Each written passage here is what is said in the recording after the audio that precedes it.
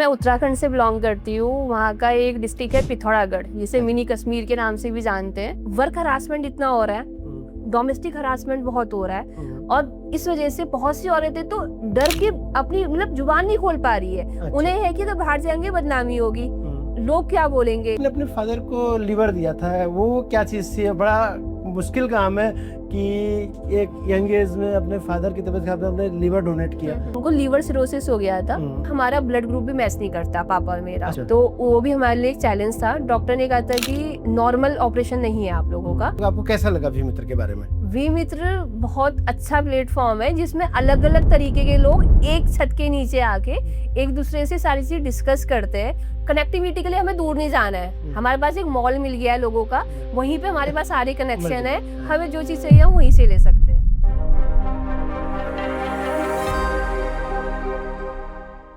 नमस्कार, मैं अरुण डबराल, बी मित्र पॉडकास्ट में। आज हमारे साथ हैं योगिता जोशी जी, जो एडवोकेट है, एमएसएमई कंसल्टेंट है और एक समाज सेविका है। Welcome Yogita. Thank you so much sir. Yogita ji, थोड़ा सा अपने बारे में बताइए। आपका क्या, कहाँ से आपने पढ़ाई लिखाई करी, आपकी फैमिली कहाँ से है, और आपने कैसे कैसे एजुकेशन और कैसे प्रोफेशन चुना? सर मैं उत्तराखंड से बिलोंग करती हूँ। वहाँ का एक डिस्ट्रिक्ट है पिथौरागढ़, जिसे मिनी कश्मीर के नाम से भी जानते हैं। मैं वहीं से बिलोंग करती हूँ और मैंने एजुकेशन भी स्टार्टिंग में वहीं से ली है। अच्छा। केंद्रीय विद्यालय से मैंने अपनी एजुकेशन ली है। उसके बाद मेरा कॉलेज हुआ है नैनीताल यूनिवर्सिटी से, फिर मेरा दिल्ली से बाकी चीज़ें निकली है। तो लॉ भी आपने वहीं से करी है? लॉ भी मेरा कुमाऊं यूनिवर्सिटी से ही हुआ है। अच्छा। तो और फैमिली में कौन कौन थे? फैमिली में पूरी फैमिली है, ब्रदर सिस्टर मदर फादर। अब मदर नहीं रही, फादर साथ में है। तो एडवोकेट आप ही हो फैमिली में, या और भी एडवोकेट्स हैं, या फिर पुरानी हिस्ट्री रही है एडवोकेट्स की? मैं अपनी जनरेशन फर्स्ट जनरेशन लॉयर। हाँ जी। ओके। थोड़ा सा अपने प्रोफेशन के बारे में बताइए। क्या क्या प्रोफेशन में हो आप एडवोकेट के? अब मैं मल्टीटास्किंग हो चुकी हूँ। अच्छा। ठीक है, एंटरप्रेन्योर भी हूँ, एडवोकेट हूँ, और काफी चीजों के लिए कंसल्टेंसी का भी काम कर रही हूँ। मिनिस्ट्री के काफी प्रोजेक्ट है जिसमें कंसल्टेंसी का काम करती हूँ, और मेरा कोर फील्ड ऑफ एडवोकेसी हो चुका है। अच्छा। साथ ही मैं एक, जैसे आपने कहा, समाज सेविका हूँ, तो सोशल वर्कर भी हूँ, तो उस फील्ड में भी काफी काम कर रही हूँ। तो अगर हम बात करें एडवोकेट्स, तो हम कहाँ का प्रैक्टिस और किस टाइप की प्रैक्टिस करते हैं? सर कोई भी एडवोकेट कोई भी केस नहीं छोड़ता है, आपको आपने भी सुना होगा। हाँ। ठीक है, तो मेनली तो मेरा क्रिमिनल मैटर्स में करती हूँ, मैट्रिमोनियल मैटर्स में करती हूँ। अच्छा। और दिल्ली एनसीआर, इसके साथ साथ काफी बाहर के भी कोर्ट्स, लाइक जयपुर में है, उत्तराखंड में है, बंगाल में है, मैं वहाँ भी प्रैक्टिस कर रही तो हूँ। हम उसमें पूरा इंडिया कवर करते हैं एक पूरा तरह से? इंडिया कवर हमारे करते एसोसिएट्स हैं। हर स्टेट पूरा में? नेटवर्क बना हुआ है सर पूरे इंडिया पे। हर स्टेट में मेरे एसोसिएट्स हैं, तो हम पूरा इंडिया ही कवर कर रहे हैं। तो जैसे दिल्ली में केसेस आए, तो दिल्ली का केस किसी एडवोकेट, कर्नाटक का एडवोकेट है, उसका दिल्ली में केस है, तो आपको हैंड ओवर करता है, कर्नाटक में तो आप उनको हैंड ओवर करते बिल्कुल सर, पूरा नेटवर्क बना है। कंसल्टेंसी में हम लोग क्या क्या करते हैं? कंसल्टेंसी में बेसिकली हम लोग एमएसएमई को फोकस कर रहे हैं। जितने भी इसके क्लस्टर डेवलपमेंट प्रोग्राम्स है, हम उन पे फोकस कर रहे हैं। जितने भी छोटे छोटे एंटरप्रेन्योर्स है, हम उनको प्रमोट कर रहे हैं, उनको एक बड़ा प्लेटफॉर्म प्रोवाइड करवा रहे हैं। अब एक क्लस्टर डेवलपमेंट को एक बार समझते हैं कि ये क्या चीज़ है?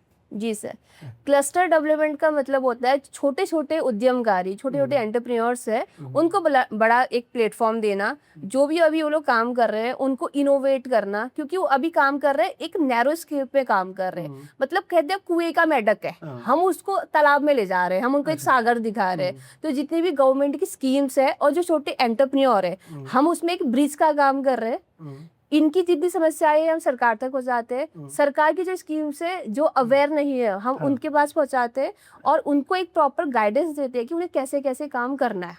अच्छा। एक एग्जांपल से समझें इस चीज को कैसे? बिल्कुल, जैसे कि अगर हम बोले कि कुछ लोग अनऑर्गेनाइज वे में काम कर रहे हैं, जैसे मैं एग्जांपल देती हूँ, जिसमें कोविड हुआ था, घर घर में मास्क बनने शुरू हो गए थे, सब अनऑर्गेनाइज वे में काम कर रहे थे, किसी को पता नहीं था कैसे करना है, कपड़ा पकड़ा सिला और देने लग गए।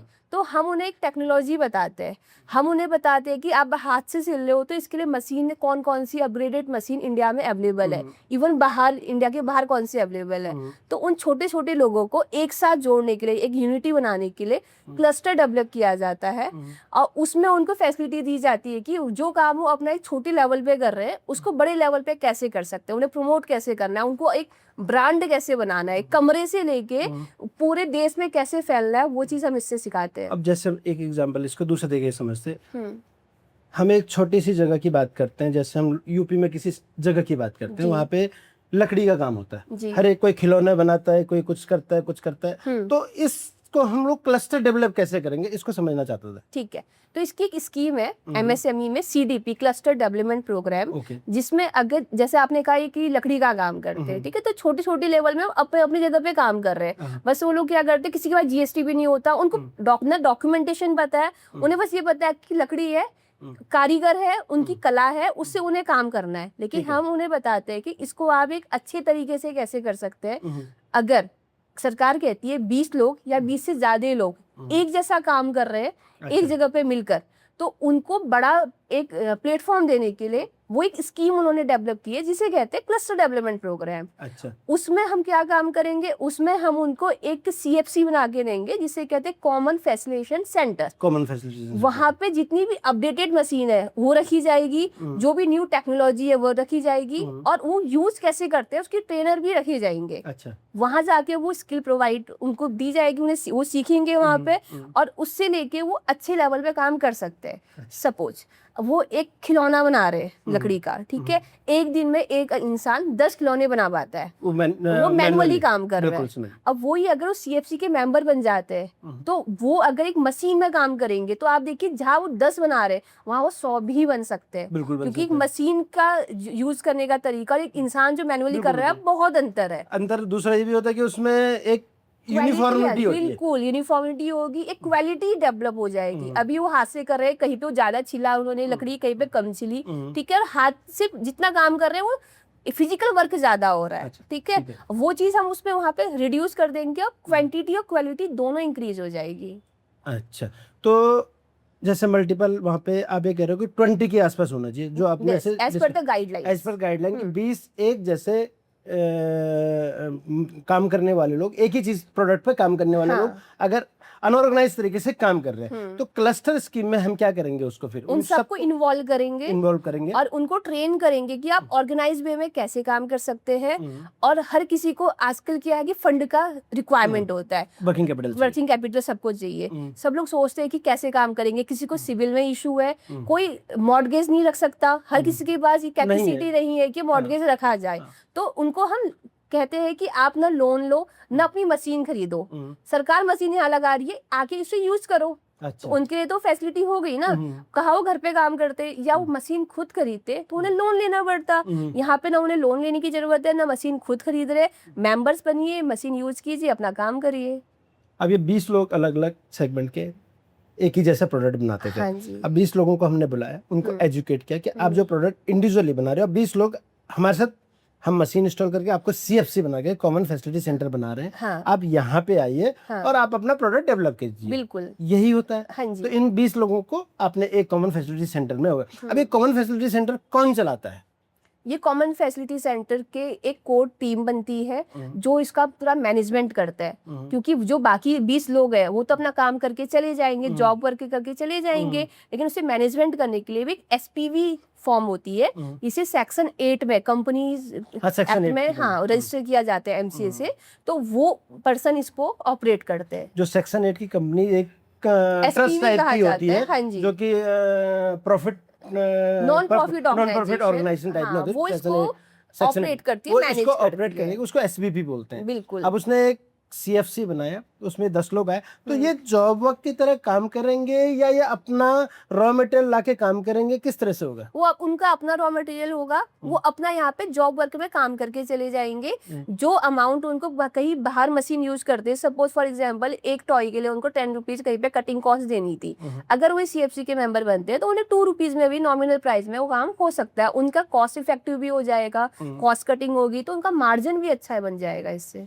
अच्छा, अब सीएफसी ने मशीन लगाई, तो सीएफसी मशीन गवर्नमेंट के सपोर्ट से लगाती है, अपने आप से लगाती है? गुड।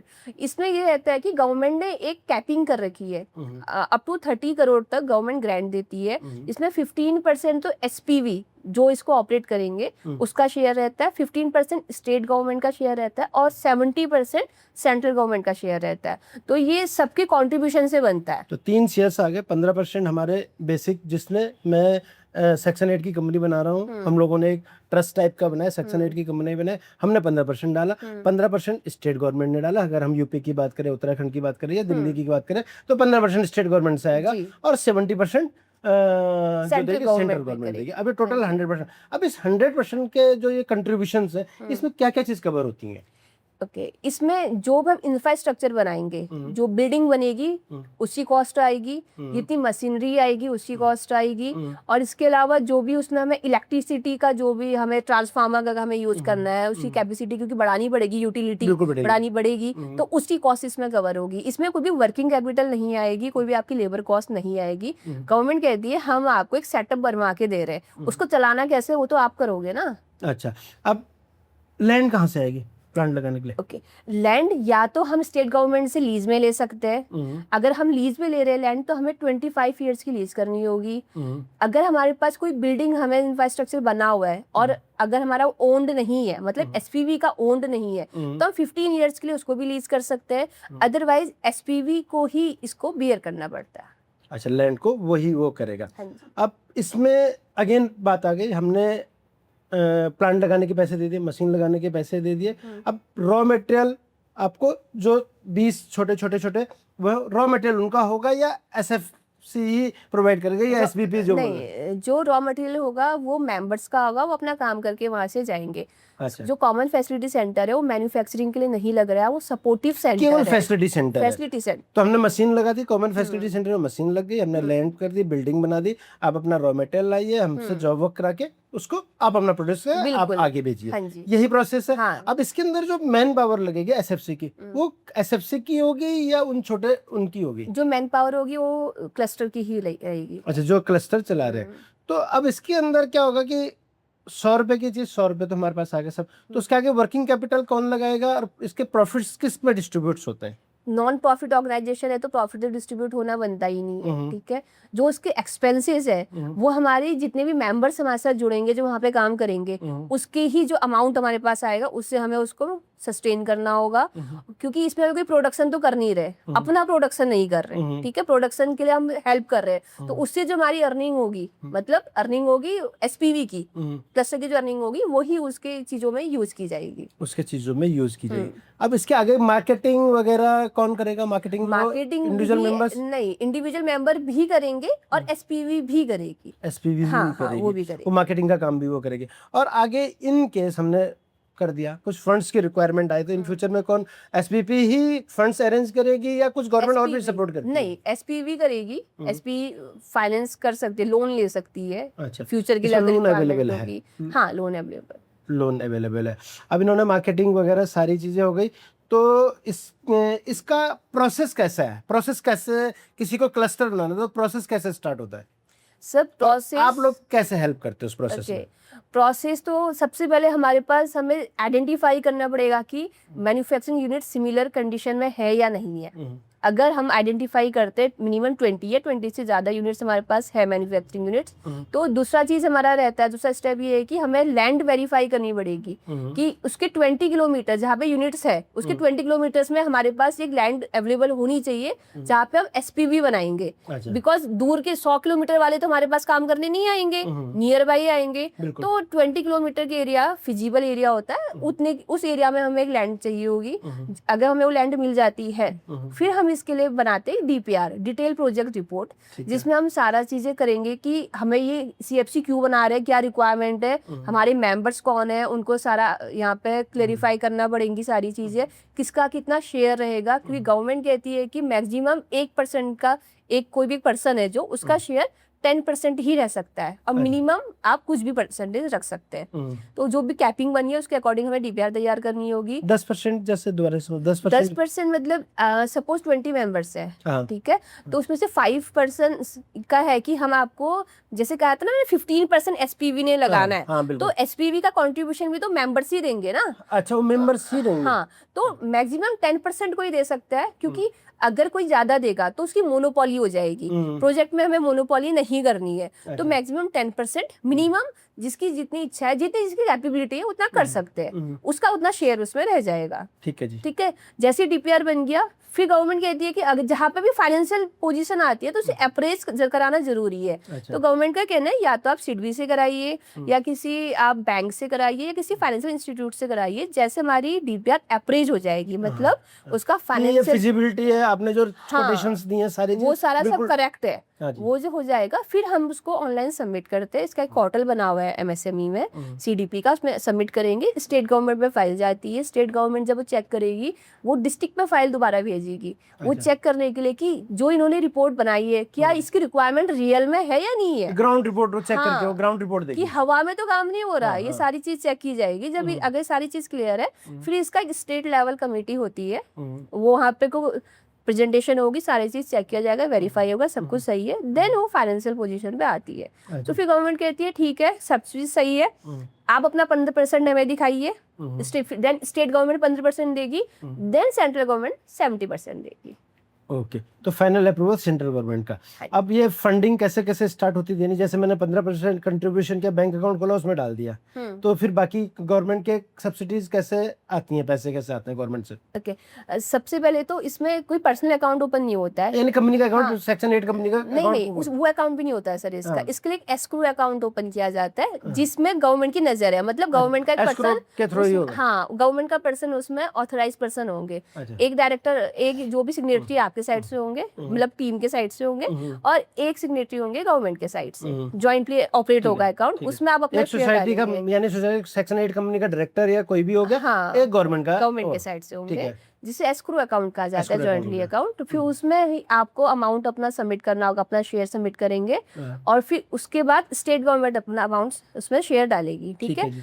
फिर आप अपना उसमें से लैंड को डेवलप किया जाएगा और कंस्ट्रक्शन का काम हो जाएगा। जैसे कंस्ट्रक्शन का काम होता है उसी बीच एक टेंडर आपको डालना होगा। टेंडर जितना भी सिविल कंस्ट्रक्शन है और जो भी मशीनरी है सब टेंडरिंग के थ्रू ही होती है। जो हमने डीपीआर में डाली थी वैल्यू, हाँ, उसके अकॉर्डिंग, उसके अकॉर्डिंग होगी, उसके अकॉर्डिंग ही टेंडर बनेगा, जैम पोर्टल पे अपलोड होगा।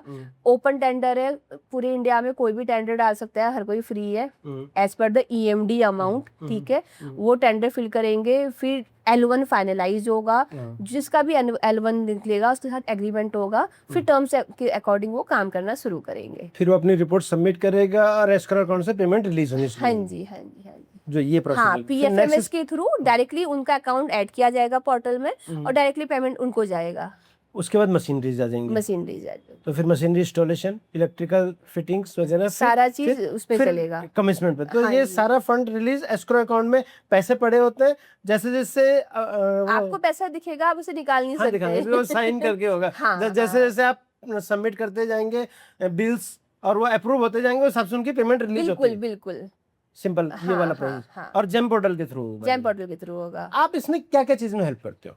ओके, हम सबसे पहले तो गाइड करते हैं कि स्कीम है क्या, अच्छा। क्योंकि लोगों को प्रॉपर अवेयरनेस नहीं है। लोग सोचते हैं कि ठीक है हम लोग पैसा लगा लेंगे, हम काम कर लेंगे, ऐसा नहीं होता। अगर आप पे यूनिटी है, पेशेंस है और प्रॉपर वर्दी इंसान है, तभी ये काम हो पाएगा। अच्छा। लोग सोचते हैं कि ठीक है DPR बना के हम लोग काम कर लेंगे, तो इम्पॉसिबल है। अच्छा, धरातल तो में किसी चीजें तरह के होनी फ्रॉड होने चाहिए। के कोई चांसेस नहीं? बिल्कुल नहीं होनी, बिल्कुल फ्रॉड नहीं हो सकता, क्योंकि स्क्रूटनी बहुत टाइट है अच्छा, और लंबा प्रोसेस है, लेंथी प्रोसेस है। अगर किसी के माइंड में ये है कि शॉर्ट टर्म हमें काम कर लेंगे, गवर्नमेंट ने 30 करोड़ का प्रोजेक्ट बना दिया, हम निकाल लेंगे शॉर्ट टर्म में, तो ये बिल्कुल भी पॉसिबल नहीं है। लॉन्ग टर्म प्रोसेस है और प्रॉपर स्टेप बाय स्टेप ही चल सकते हैं, किसी भी चीज को स्किप नहीं कर सकते। अगर प्रॉपर चल रहे तो स्मूथली काम हो जाता है। तो एक्चुअल में अगर समझे, गवर्नमेंट का इसके पीछे पर्पज है कि लोगों को सिमिलर बिजनेस में टेक्नोलॉजी वाइज अपग्रेड करना हाँ जी, और बड़ी मार्केट को एक साथ बड़े लेवल पे कैप्चर करना। बिल्कुल। इस तरह से हम इसको हाँ, मान जो सकते हैं। छोटे छोटे एंटरप्रेन्योर है जो दब गए हैं मार्केट में, उनको उभारना। उनको उभारना जी, बहुत अच्छी चीज। इसी से अब इसमें थोड़ा सा दोबारा और सब चलते हैं। इसमें सब्सिडी 30 करोड़ की सब्सिडी है या ग्रांट है? ये ग्रांट है, तो सब्सिडी 30 करोड़ की ग्रांट है मैक्सिमम साइड में, मैक्सिमम 30 करोड़ है। और मिनिमम साइड में कुछ है? मिनिमम ऐसा कुछ नहीं है, वो आपके प्रोजेक्ट पे डिपेंड करेगा। अच्छा। 5 करोड़ 10 करोड़। अब हम इसी को दूसरी तरीके से समझते हैं। एक स्कीम आप दूसरे, थोड़ी देर पहले आपने मेरे को दी, 1 डिस्ट्रिक्ट 1 प्रोडक्ट। जी, वो भी करीबन सिमिलर प्रोडक्ट है मेरे हिसाब से शायद। देखिए सर, वो स्टेट गवर्नमेंट का है। जब वन डिस्ट्रिक्ट वन प्रोडक्ट मतलब कि वो स्टेट गवर्नमेंट को ही रिलेट करता है। उसमें ये है कि जैसे हम सीडीपी की बात की हमने, जैसे एमएसएमई में, तो उसमें हम किसी भी चीज की मैन्युफैक्चरिंग लगा सकते हैं, हाँ फ्री है। तो वन डिस्ट्रिक्ट वन प्रोडक्ट में as per the government norms ही हमें काम करना है। मींस गवर्नमेंट ने फिक्स किया है कि कौन सी डिस्ट्रिक्ट में कौन सा प्रोडक्ट पे काम होगा। अच्छा। हम उसी प्रोडक्ट पे काम कर सकते कोई हैं, बाहर नहीं substitute जा product नहीं ला सकते। नहीं कर सकते। लेकिन कई डिस्ट्रिक्ट में शायद 2 प्रोडक्ट भी अप्रूव्ड कुछ है। डिस्ट्रिक्ट्स में है, जैसे अलीगढ़ में है, वहाँ पे हमारा ब्रास की मूर्तियां भी है, और वहाँ पे ताला नगरी के नाम से अलीगढ़ फेमस है, तो वहाँ लॉक एंड हार्डवेयर भी है। Lock and तो दोनों चीज में से हम कुछ भी कर सकते हैं। तो वन प्रोडक्ट वन डिस्ट्रिक्ट में क्या स्कीम है, किस तरह से वर्क करती है? ओके, यूनिट्स उसमें भी कैटेगरी सेम है, 20 यूनिट मिनिमम होनी चाहिए सिमिलर प्रोडक्ट की, ठीक है। लेकिन उसमें क्या है, उसमें हमारा एसपीवी का शेयर ज्यादा है। अच्छा। उसमें कैपिंग है, अगर आप 4 करोड़ तक का कोई भी प्रोजेक्ट अप्लाई करते हैं तो 10% का हमें अपना शेयर देना पड़ेगा। जैसे वहाँ 15 था, यहाँ 10% हो जाएगा। उसमें अमाउंट ही दिखाना है। उसमें अगर हमने इसमें था कि हमारे पास अगर लैंड है, हम लैंड शो कर सकते हैं, उसमें अच्छा, वो लैंड percentage- अलग है। अच्छा, बस ये हम पीछे भूल गए थे। क्लस्टर में अगर मैंने लैंड अपनी दे दी तो मेरा 15% का शेयर वहाँ काउंट हो सकता है। बिल्कुल हो सकता है, लेकिन इसमें नहीं होगा। इसमें नहीं होगा। इसमें लैंड तो आपने देनी ही देनी है, वो अच्छा, फिक्स लैंड है, आपकी कंफर्म है। हाँ अच्छा, जी। अच्छा। और अगर स्टेट गवर्नमेंट से आपका कोई टाई अप होता है तो लीज वाली लैंड भी आपकी चलेगी, ठीक है। कोई पर्सनल पर्सन आपको देता है तो उसमें लीज नहीं चलेगा। अच्छा, लीज नहीं। दूसरा, 4 करोड़ तक का प्रोजेक्ट लगाते हैं, आपको 10% का मार्जिन देना है। 8 करोड़ का करते हैं तो 20%, 8 से ऊपर करते हैं तो 30% मार्जिन आपका लगाना कंफर्म है। अच्छा, हाँ। एज एसवीपी इसमें भी सेक्शन 8 होगा या कोई इंडिविजुअल वैसी सेक्शन 8 होगा। सेक्शन 8 हाँ ही हो जी, सकता है हाँ। वन डिस्ट्रिक्ट वन प्रोडक्ट हाँ, में भी। एसपीवी डिनोट करता है स्पेशल प्रोविजन व्हीकल एक्ट में। अच्छा। तो ये सेक्शन 8 के अंदर ही रजिस्टर होता है एमसीए में। एमसीए में। अब इसके आगे समझते हैं, इसमें सब्सिडीज वो ग्रांट सेम है या इसके अंदर अलग है? जो 30 करोड़ की, इसमें अप टू 15 सीआर का रहता है। अप टू 15 सीआर का रहता है। अब लेकिन प्रोडक्ट आपका वन डिस्ट्रिक्ट के वो हिसाब fix से ही है। प्रोडक्ट। हाँ अब जैसे हम उत्तराखंड की बात कर रहे हैं, पौड़ी डिस्ट्रिक्ट की बात करते हैं, तो वहाँ पे एक माल्टा के शायद माल्टा प्रोडक्ट है जिससे माल्टे से रिलेटेड प्रोडक्ट है। ठीक है। अब लेकिन जैसे मैं वहाँ गया हूँ, तो मैं उत्तरा पौड़ी का रहने वाला हूँ, तो वहाँ पे क्या है कि माल्टा तो बहुत होता है, लेकिन अब वो छोटे छोटे वेंडर जो जूसेस बनाते हैं या उसके प्रोडक्ट बनाते हैं वो बहुत कम लोग हैं, तो उनको कैसे इकट्ठा किया जा सकता है? उन पे पहले अवेयरनेस फैलाना पड़ेगा कि अगर वो सारे काम करते हैं तो देखिए उनके पास लैब नहीं होती, वो छोटे छोटे से घर घर में भी जूस बना रहे, जूसर कर रहे हैं। पेड़ है, किसी के 40 पेड़ है, किसी के 10 या है। कुछ लोग खुद माल्टा उनको देते हैं और वो जूस बना के उनको दे देते हैं जार में ना। लेकिन वो लैब वेरीफाइड नहीं है, बिल्कुल नहीं होता। कोई पैकेजिंग नहीं है, कुछ भी नहीं फसाई वगैरह कोई कुछ सर्टिफिकेशन नहीं है। अब जब तक चल रहा है मतलब चल रहा है, चल रहा है। बिल्कुल। ये जब कोई बीमार पड़ेगा तभी वहां पे कुछ बात खड़ी होगी। तो उसको एक ऑर्गेनाइज वे में करने के लिए गवर्नमेंट यही तभी स्कीम लेकर आई है कि आपको लैब भी मिलेगा, आपको प्रॉपर पैकेजिंग भी मिलेगी, कितने ड्यूरेशन में कितना टाइम वो जूस रह सकता है किसी को पता नहीं है। जब तक खराब बदबू ना आए तब तक लोग पीते रहते हैं उसको। तो वो सारी चीजें उससे क्लियर रहेगी। इस चीज के लिए वहां पे भी हम सीएफसी चला सकते हैं। सीएफसी चला सकते हैं। तो उसका प्रोसेस ये है कि हम लोग भी यानी 20 से ज्यादा भी हो सकते हैं, 20 से ज्यादा भी हो सकते हैं, कम मत कीजिएगा। गाइडलाइन में मिनिमम 20 तो हमें चाहिए, मिनिमम 20 ही चाहिए। अब दोनों चीज़ों को अगर हम दोनों क्लस्टर वालों को और वन डिस्ट्रिक्ट वन उसमें समझे, तो इन दोनों के इंडिविजुअल गवर्नमेंट के बजट और टारगेट्स क्या हैं, कितने साल के क्या क्या टारगेट्स पे काम कर रही है? जो वन डिस्ट्रिक्ट वन प्रोडक्ट है उसमें तो आप अगर एक सीएफसी लगाते हैं किसी पर्टिकुलर डिस्ट्रिक्ट में तो दूसरा लगाना थोड़ा सा इम्पॉसिबल होता है, बिकॉज अगर रिक्वायरमेंट एक डिस्ट्रिक्ट में एक ही सीएफसी लगेगा। कहीं भी ये मेंशन नहीं है कि एक ही लगेगा, बट वहां पे अगर रिक्वायरमेंट ही नहीं है, सपोज एक डिस्ट्रिक्ट है, छोटा सा डिस्ट्रिक्ट है, तो वहां पे एक सीएफसी लग गया, तो दूसरे की अगर रिक्वायरमेंट शो ही नहीं होती तो हम दूसरा कैसे करेंगे? जस्टिफिकेशन नहीं है। अच्छा। जो चीज फिजिबल है गवर्नमेंट कहती है करो, पर जो उसको हम जस्टिफाई नहीं कर सकते तो कैसे काम करेंगे उसको? अच्छा। बट सीएफसी में ऐसा कुछ नहीं है, और सीएफसी में आप फ्री हो अच्छा कि आप कोई भी प्रोडक्ट यूज कर सकते हैं, किसी चीज का भी काम कर सकते हैं जिसकी सिमिलर यूनिट्स मिलेगी। अच्छा। पर ओडीओपी में फिक्स है, आपको फिक्स प्रोडक्ट है। हाँ जी। या कोई एक्स्ट्रा अप्रूवल मिल जाते हैं कई बार दूसरे वन डिस्ट्रिक्ट वन? किस तरीके के एक्स्ट्रा? जैसे अब हमने उत्तराखंड में बोला कि हम लोग एक डिस्ट्रिक्ट में किसी में माल्टा है, किसी में अलग अलग प्रोडक्ट है, किसी में बुरांस ले रखे हैं इन्होंने अलग अलग है, किसी में इन्होंने शायद लकड़ी के भी ले रखे हैं, तो मे भी वहाँ पे किसी और प्रोडक्ट की भी हुआ तो स्पेशल अप्रूवल है कुछ इस टाइप से? नहीं, वो ऑलरेडी सारी फिक्स है और उसी को ही हमें करना पड़ेगा।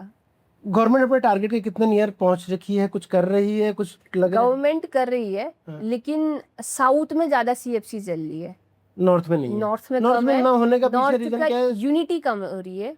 लोग मोनोपोली ज्यादा करना चाहते हैं, लोगों को होता है कि नहीं हम ही करेंगे। लाइक सब लोग ना मछलियों को बहुत छोटा छोटा समझ रहे हैं, सब मगरमच्छ से बन जा रहे हैं और मछलियों को अपना खा ले रहे हैं। तो अगर हम सब कुछ यूनिटी में चलाएंगे तो स्कीम बहुत अच्छी है, बहुत आगे तक ग्रोथ मिल सकती है, बट यूनिटी में चलना पड़ेगा। यूनिटी में चलना पड़ेगा। और बताइए इस स्कीम के बारे में कुछ और डिटेल्स में बताना, क्या आप कोई स्पेशल कुछ बताना चाहते हो कि लोग और इंटरेक्ट कर रहे हैं और लोग इस स्कीम को अडॉप्ट करने की कोशिश करें? देखिए मैं तो ये कहना चाहती हूँ कि अगर आपको न्यू टेक्नोलॉजी को अडॉप्ट करना है और एक अच्छे वे में काम करना है तो गवर्नमेंट ने बहुत अच्छी स्कीम दे रखी है। कोई जरूरत नहीं है कोई लोन लेने का, कोई जरूरत नहीं है किसी रिश्तेदारों से पैसे मांगने का, क्योंकि जब भी आप कहीं भी किसी भी रिश्ते में फाइनेंस आता है तो वो रिश्ता खराब होना शुरू हो जाता है। अच्छा, ये बात तो बिल्कुल ये तो होता है। और अगर आपके पास मॉर्गेज के लिए कुछ नहीं है, बैंक भी आपको मुंह नहीं लगाएगा सर, बात नहीं करेंगे, बस घूमते रहोगे वहां पे। तो जब गवर्नमेंट ग्रांट दे रही है तो क्यों ना हम उसको अवेल करें। हाँ। बस सिस्टमैटिक तरीके से हमें करना है, हमें बस गाइडलाइन जो बनाई है उसको फॉलो करना है। अच्छा। तो हम बहुत आगे तक जा सकते हैं। हम इसमें मशीनें इंपोर्ट भी कर सकते हैं? बिल्कुल बिल्कुल इंपोर्ट भी कर सकते हैं। अगर सपोज कोई मशीन है जो इंडिया पे है ही नहीं और आपको उसकी ही रिक्वायरमेंट है, आप इंपोर्ट कीजिए। अच्छा, इसके लिए कोई आपसे कनेक्ट करना चाहे तो किस टाइप के लोग कनेक्ट कर सकते हैं? यानी सीएफसी बनाने के लिए किस टाइप के वर्थ वाला लोग चाहिए या कोई नॉर्मल इंसान भी सीएफसी बना सकता है? सर देखिए इसमें जो डॉक्यूमेंटेशन की कॉस्ट तो है, ठीक है, चार्टर अकाउंटेंट अपनी कॉस्ट लेगा, जो आपको सर्विस प्रोवाइड कर रहा है वो कॉस्ट लेगा। तो अगर मैं बोलूँ कि ऐसा पर्सन जो बिल्कुल वर्दी नहीं है वो इसमें एंट्री करे तो वो थोड़ा सा टफ रहेगा, क्योंकि लॉन्ग प्रोसेस है और लोग मोटिवेट स्टार्टिंग में तो होते हैं, फिर बाद में डिमोटिवेट होना शुरू कर देते हैं। यानी जिसका सर्वाइवल की प्रॉब्लम नहीं है उसको ही जाना है, उसको ही जाना चाहिए। जब कोई अपने आप को एक्सपेंशन मोड में जाना चाहता है और एम्प्लॉयमेंट जनरेशन के थ्रू नया काम करना चाहता है तो वो सीएफसी में जाए। उनके साथ जो छोटे छोटे वो जुड़ जाए, ग्रो कर जाए। हाँ, वो जैसे उनके साथ एज ए मेंबर ज्वाइन करेंगे ना तो आराम से वो लोग ग्रोथ उन्हें मिल सकती है।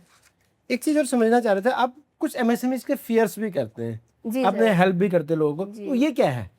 ये गवर्नमेंट क्या सपोर्ट देती है एमएसएमई फेयर्स में? दोबारा से मैं वही कहूंगी, एमएसएमई एंटरप्रेन्योर्स को बहुत सपोर्ट करती है। एमएसएमई है ही एंटरप्रेन्योर्स के लिए, ठीक है। तो जितने भी एंटरप्रेन्योर्स है जो छोटे छोटे उद्यमी है, गवर्नमेंट कहती है कि तुमने प्रोडक्ट तो बना दिया, अब तुम्हें नहीं पता इसकी मार्केटिंग कैसे करनी है, कैसे इसे बेचना है, तो गवर्नमेंट ट्रेड फेयर्स जो डोमेस्टिक ट्रेड फेयर्स है वो ऑर्गेनाइज करवाती है। अच्छा। तो उसमें 3 days 5 days 10 days 1 month के छोटे छोटे फेयर्स होते हैं, उसमें वो लोग अपना स्टॉल्स प्रोवाइड कर सकते हैं, स्टॉल्स वहाँ पे बुक करेंगे। और गवर्नमेंट ने एक बहुत अच्छी स्कीम की हुई है पीएमएस के अंदर, उसमें गवर्नमेंट कहती है कि आप आइए अपना स्टॉल बुक कराइए और हम आपको उसमें जो भी अमाउंट है उसकी सब्सिडी भी देंगे, स्टॉल अमाउंट की। अच्छा। गवर्नमेंट का ये भी कहना है आप जब आओगे आपकी आने के जाने के एक्सपेंस भी होंगे, गवर्नमेंट उसका भी आपको रीइंबर्स करती है।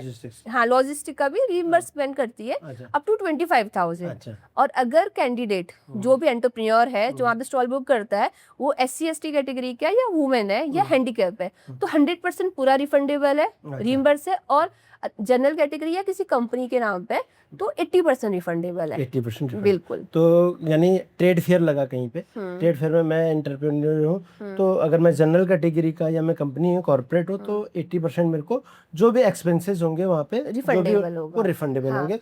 और 25,000 लॉजिस्टिक आप मेरे को प्रोवाइड करोगे अप टू 25,000। Up to 25। और अगर मैं वुमेन एंटरप्रेन्योर है कोई तो 100% ऑफ दी आप जो एक्सपेंस वहाँ पे बियर किया आपने प्लस लॉजिस्टिक अप टू 25,000 आप वो देंगे। बिल्कुल। इस टाइप की फेयर कहाँ कहाँ होते हैं और कौन कौन करता है? पैन इंडिया लेवल पे होते हैं और किसी को भी इसकी डिटेल चाहिए गवर्नमेंट का ही जो पोर्टल है एमएसएमई में PFMS का, उसमें सारी डिटेल्स रहती है। जैसे हमारा 3 दिन का अगर फेयर एग्जांपल ली, 3 दिन का फेयर हम कंप्लीट करते हैं, उसके चौथे या 5वें दिन आपके पास मेल आ जाता है। मेल उसी मेल आईडी पे आएगा जो आपके उद्यम में रजिस्टर्ड होगी। उस मेल पे आपके पास सारी डिटेल्स आएंगी कि आप ये डॉक्यूमेंट सबमिट कीजिए और हम आपको रिइंबर्स करते हैं। सारा चीज ऑनलाइन है, कुछ भी चीज ऑफलाइन नहीं है। और इस टोटल प्रोसेसिंग में कितना टाइम को हम उम्मीद कर सकते हैं? सही स्मूथली हो तो 2 to 3 months में 3 months में फंड आ जाता है। अच्छा।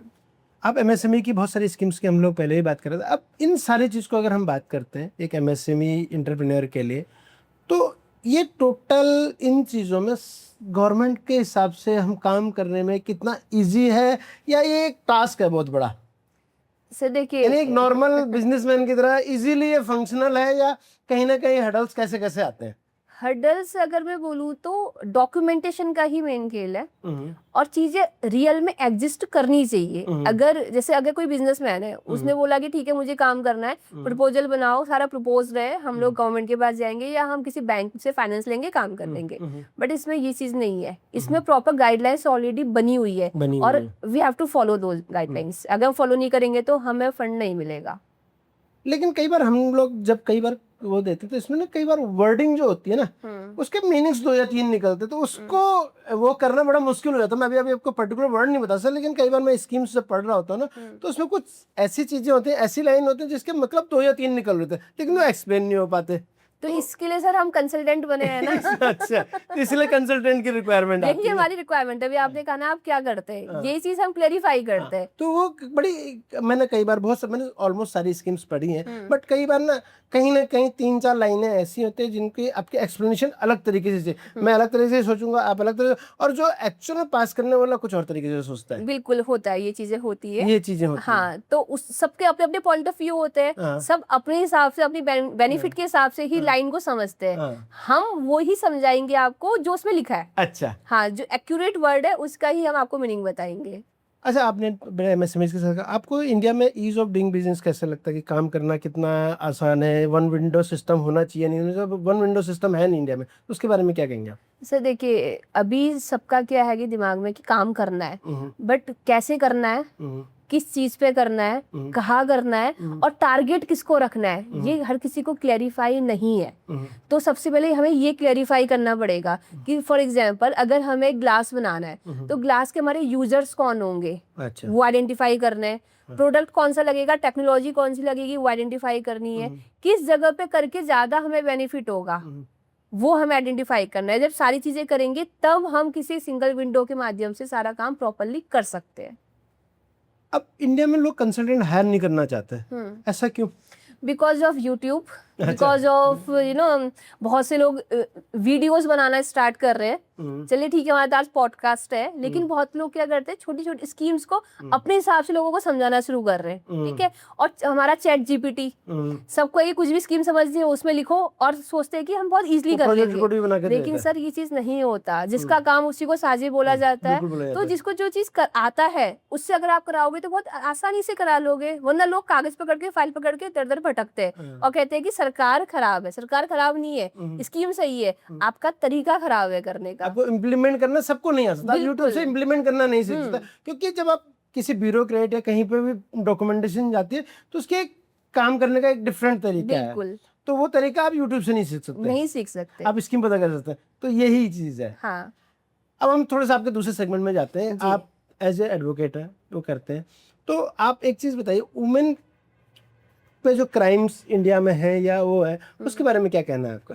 सर वुमेन में क्राइम्स तो बहुत है, हर किसी को पता है। ठीक है, और सेफ्टी पर्पस भी बहुत दिक्कत है। ठीक है, लोग हर जगह कहते हैं कि नहीं इक्वल है, हर जगह इक्वल है, मैन वुमेन इक्वल है, पर ऐसा नहीं है। अभी भी मैन डोमिनेटिव सोसाइटी हमारी इंडिया में है। अच्छा। और हर जगह यही देखा जाता है कि अगर कोई मैन वुमेन दोनों जगह काम कर रहे हैं और वुमेन अगर आगे बढ़ गई तो सबका दिमाग चलता है कि नहीं इसका वे कुछ और होगा काम करने का, इसलिए आगे बढ़ी है। और मैन वहीं पे बढ़ रहा है आगे, तो कहते हैं कि देखो इसका क्वालिटी है, इसकी एजुकेशन है, इसलिए ये आगे बढ़ रहा है। कि मैन अपने दम पे कर रहा है, वुमेन किसी और के दम पे कर रही है। बट ऐसा कुछ है नहीं। वर्क हरासमेंट इतना हो रहा है, डोमेस्टिक हरासमेंट बहुत हो रहा है, और इस वजह से बहुत सी औरतें तो डर के अपनी मतलब जुबान नहीं खोल पा रही है। उन्हें है कि तो बाहर जाएंगे बदनामी होगी, लोग क्या बोलेंगे, इस वजह से भी लोग, क्राइम बहुत है लेकिन अभी भी इतना खुल के बाहर नहीं आ रखा है, क्योंकि अभी भी औरतें डर के कमरे के अंदर ही घुटन में रह रही है। अगर किसी को जॉब करना है, उसकी फाइनेंशियल पोजीशन खराब है, वो बेचारी करते जा रही, उसके हरासमेंट भी हो रहा है, बहुत हो रहा है। लेकिन किसी को ये नहीं है कि हाँ हम कंप्लेन कर दें, कंप्लेन करेंगे तो उनकी जॉब भी जा रही है। अच्छा। बट इसके लिए काफ़ी अभी तो बहुत डेवलप हो चुका है, काफ़ी हमारे पास ऐसे वुमेन हेल्पलाइन नंबर है जिसमें कॉल करके वो लोग कंप्लेन कर सकते हैं। ठीक है, अपना आइडेंटिटी मत बताइए, ये मत बोलिए कि हम कहाँ से बात कर रहे हैं, अपनी चीज़ें छुपा सकते हो, लेकिन कंप्लेन करके चीज़ों को रिजॉल्व तो किया जा सकता है। और जैसे हमारी ऑर्गेनाइजेशन है, हम NGO भी मैं चला रही हूँ उसके साथ साथ, तो हम लोग भी काफ़ी वुमेन्स को सेफ्टी के लिए हम लोग उनको बताते हैं कि ऐसे ऐसी चीज़ें आपको करनी है। और काफ़ी ऐसे केसेस भी है मेरे पास जिनको हम लोग, अगर उनके पास पैसे देने को भी नहीं है, कोई बात नहीं, हम कर रहे हैं एक सेटिस्फेक्शन के लिए, एटलीस्ट उनको सेफ्टी मिल रही है। अच्छा, तो ये चीज़ें तो अभी चल रही है। वर्क प्लेस में वुमेन्स के साथ किस टाइप के हरासमेंट के केसेस आते हैं? वर्क प्लेस में हमारे पास सबसे ज़्यादा ये रहता है कि जो उनका इमीडिएट बॉस है उसके साथ कुछ ना कुछ इश्यूज रह जाते हैं। सब हर किसी को क्या है कि ठीक है, अगर आप हमारे अकॉर्डिंग चल रहे हो तो आप ठीक हो, जिस दिन आप हमारे अकॉर्डिंग नहीं चल रहे हो इसका मतलब कुछ ना कुछ इशू अब क्रिएट हो रहा है। कहीं कहीं पे है कि उनको टॉन्ट किए जाते हैं, कभी ड्रेसिंग सेंस में कुछ बोला जाता है, कभी कभी होता है कि ओवर टाइम वर्क कराते हैं और उसमें उनके साथ मिसबिहेव किया जाता है। ठीक है, कभी कभी ये बोला जाता है कि हम आपको बोनस देंगे या आपका हम प्रमोशन कर रहे हैं तो हमें आपसे एक्स्ट्रा बेनिफिट्स चाहिए। ये चीजें बहुत कॉमन हो चुकी है, बहुत कॉमन हो चुकी है, कॉर्पोरेट लेवल पे भी बहुत ज्यादा हो रहा है। और कुछ कुछ गर्ल्स मान भी रही है, मैं ये नहीं कहूँगी गर्ल्स हर जगह सही है, बहुत सी गर्ल्स इसको मान भी रही है, लेकिन बहुत जगह जो गर्ल्स इस चीज में नहीं जाना चाहती उनको फंसाया जा रहा है। तो लेकिन कई बार हमारे पास इस टाइप की चीज आती है कि फेक केसेस भी बहुत होते हैं, इस टाइप के भी है? बिल्कुल हो रहे फेक केस। अभी कुछ टाइम पहले एक सर रील भी चली थी, उसमें तो प्रॉपर सारी चीजें क्लियर थी कि बोला था कि अगर आपको पॉक्सो करना है, कौन सा मैटर करना है, हमारे पास हर एज की लड़की है। अच्छा, कि अब अगर तुम चाहते हो, इस टाइप की रील आई है? बिल्कुल आ रही है सर, और ये बहुत ज्यादा वायरल हुई थी। उसमें तो पूरा क्लियर था कि अगर जेल से निकलना ही नहीं है तो हमारे पास 13 साल की 12 साल की लड़की है, वो रेडी है सारी चीजें बोलने के लिए। अच्छा, मार्केट में इसमें कानून कैसे काम करता है फिर सर इन फेक केसेस पे? अब ऐसे तो कईयों की जिंदगी खराब हो जाएगी, तो कानून कैसे काम करता है और आप लोग कैसे आइडेंटिफाई करते हैं फेक और सही है? सर देखिए, सबूत भी मायने रखते हैं। ठीक है, अगर किसी ने कह दिया ठीक है ये मुझे छेड़ रहा है तो केवल उतने से बात नहीं बनेगी। हमेशा याद रखना, जो ब्लेम करता है दूसरे वाले को, बर्डन ऑफ प्रूफ भी उसी पे जाता है। मैं बोलूंगी कि ठीक है मेरी साथ चोरी की है, मेरी चोरी की है, पर किसने की, कैसे की, क्या सामान था जो चोरी हुआ, उसका प्रूफ तो मुझे देना पड़ेगा ना। तो ट्रायल में सारी चीजें क्लियर होती है और न जज अंधे है न वकील अंधे, सबको सारी चीजें पता है कि कैसा चीजें क्या हो रही है। तो ऐसे बहुत से फेक केसेस होते हैं, बहुतों की जिंदगी भी खराब होती है। अभी रिसेंटली एक एक्ट्रेस ने बोला था, तारक मेहता का उल्टा चश्मा में थे, सिंधे वो थी भाभी जी घर पे। हाँ भाभी जी घर के में, सिंधे उसने कहा था 10 साल पहले मैंने जो केस किया था फेक था। क्यों? क्योंकि वो पैसे नहीं मिल रहे थे उसके प्रोड्यूसर से उसको। तो आज जाके उसने भी किसी पॉडकास्ट में क्लियर कहा था कि मैंने फेक केस किया था। सोचिए, इस वजह से उसकी फैमिली ने कितना झेला था, उसके साथ कोई काम करने को रेडी नहीं था उस समय। तो फिर अब जब उन्होंने 10 साल बोला तो फीमेल पे भी तो कोई केस होना चाहिए। बिल्कुल होना चाहिए, पर अभी कोई कानून है नहीं ऐसा। देखिए नहीं सर, ऐसा नहीं है। अगर आप फेक केस कर रहे हो आप पे भी केस हो जाएगा। अच्छा, हाँ हाँ बिल्कुल भी। आप ये मत सोचिए कि आप फेक केस कर रहे हो और आप बच जाएंगे। ये मेरे पे नहीं, मतलब ऑब्वियसली गर्ल्स की बात हो रही है सर अभी, ऑब्वियसली। तो अगर कोई सोच रहा है कि हम फेक केस करके बच जाएंगे या हम कोई फेक कंप्लेन करते हैं हम बच जाएंगे, सर बिल्कुल भी नहीं है। प्रॉपरली उन पे भी एक्शन लिया जाएगा। अच्छा, दूसरी चीज पे एक चीज और समझते हैं, जो मैट्रिमोनियल केसेस आप उसमें एक्सपर्ट, उसमें किस टाइप के फेक केसेस आ रहे हैं और कौन कितने जेन्युइन है कितने फेक हैं, आपको क्या लगता है? देखिए सर, बीइंग अ गर्ल मैं नहीं बोल सकती ज्यादा इसमें, लेकिन फिर भी गर्ल्स ज्यादा अभी तक परेशान कर रही है, परेशान कर रही है। बिल्कुल परेशान कर रही है। डिवोर्स रेट बहुत ज्यादा बढ़ गया है, पेशेंस लेवल खत्म है। अरे ऐसा क्यों हो रहा है? क्योंकि अभी सबको क्या है कि तुम पहले ऐसे रहते थे अब तुम हमारे साथ ऐसे रहते हो। लव मैरिज में ज्यादा ये चीजें हो रही पहले है। ज्यादा उम्मीदें थी, अब वो चेंज हो जाती, क्योंकि जैसे बिल्कुल। शादी होने के बाद एज अ बॉयफ्रेंड तुम मेरे साथ ऐसे रहते थे, एज अ हस्बैंड अब तुम इस तरीके से रह रहे हो। एक्सपेक्टेशन चेंज हो रही है, एक्सपेक्टेशन बढ़ रही है और पेशेंस लेवल खत्म है। इस वजह से ज्यादा फैमिलीज टूट रही हैं। हाँ, मेरे पास बहुत से मैटर्स ऐसे आते हैं और बहुतों को हम समझाते भी है। मीडिएशन में काफी चीजें क्लियर होती है, लेकिन काफी जगह होता है कि गर्ल ज्यादा रिजिड होती है कि नहीं मुझे अलग होना है। आपको क्यों लगता है सर कहीं क्या लग रहा है इसलिए, क्या रीजन बन रहा है? कहीं कहीं पे तो ये है कि अब कोई सुनना नहीं चाहता किसी की। जैसे पहले क्या होता था, शादी का मतलब दो फैमिली जुड़ती थी, फैमिली जुड़ जाती है, अब फैमिली जुड़ती नहीं है। फैमिली कहाँ जुड़ती है, अब तो न्यूक्लियर। हाँ बिल्कुल। और उन लोगों को ये नहीं है कि ठीक है हमको सबको लेके चलना है, अभी लाइफ चल रही है तो चल रही है, नहीं चलेगी तो एलिमनी ले लेंगे। सब बहुत लोगों ने तो सर ये बिजनेस बना लिया है। काफी हमारे पास ऐसे मैटर्स है जिसकी तीसरी चौथी शादी है और हर हस्बैंड से अच्छा अमाउंट वसूला है। हाँ, मेरे एक दोस्त के साथ तो वो डोली वाला भी किस्सा हो गया था, कभी इस बात को डिस्कस करेंगे। अच्छा, इसको थोड़ा सा आगे बढ़ते हैं, इस एपिसोड पे दोबारा एक अलग से आपसे बात करेंगे। और आपको एज ए वुमेन क्या क्या चैलेंजेस आते हैं अपने दोनों प्रोफेशन में? आप as a sir as a women मैंने बहुत चैलेंजेस मुझे मिले।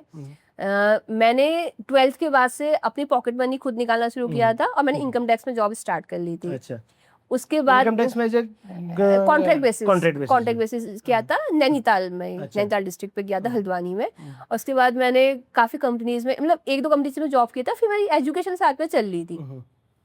लेकिन उस बीच क्या होता था कि हम मतलब एज भी हमारी 20 एज थी।